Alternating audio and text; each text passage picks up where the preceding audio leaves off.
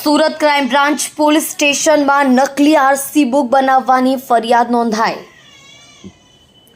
બે વોન્ટેડ આરોપી નિલેશ ગાંધી અને હેમંત બાબુભાઈ પટેલ નામના ઇસમોની કરી ધરપકડ।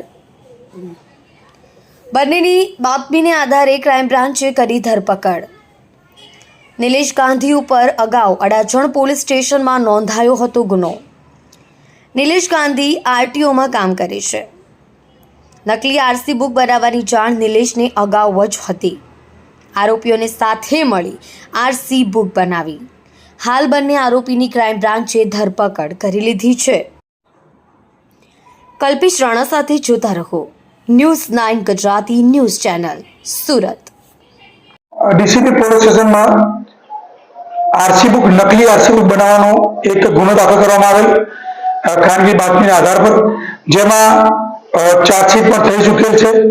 જેના બે આરોપી વોન્ટેડ આરોપીઓ નિલેશ ગાંધી અને હેમંતભાઈ બાબુભાઈ પટેલ બે આરોપીઓ વોન્ટેડ હતા।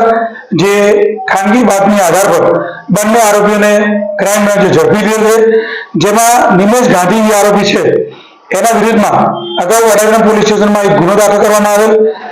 આ જે નિલેશ ગાંધી છે છેલ્લા ઘણા વર્ષથી આરટીઓમાં આરસી બુક બનાવવાનું અને એજન્ટ તરીકે કામ કરે છે। જેને ખબર હતી કે આરસી બુક નકલી બનાવી રહ્યો છતાં પણ આરોપીઓનો સાથ આપી અને આ રેકેટમાં નિલેશ ગાંધી સામેલ હતો। જે નિલેશ ગાંધીને પકડી પાડવામાં આવેલ છે। બીજો જે આરોપી હેમંતભાઈ પટેલ છે, હેમંતભાઈ પટેલ જે મુખ્ય આરોપી હતો નિલેશ, એનો સગો ભાઈ છે અને આ પણ છેલ્લા 25 વર્ષથી આરટીઓ એજન્ટ તરીકે કામ કરે છે। એને પણ પોતાને ખબર હતી કે આ નકલી આરસી બુક બનાવીએ છતાં પણ એને આ ગેમમાં સાથ આપી અને ગુનો આચર્યો છે। બંને આરોપીને પકડી અને 3 દિવસના રિમાન્ડ મેળવેલ છે અને આગળની તપાસની તજવીજ ચાલુ છે।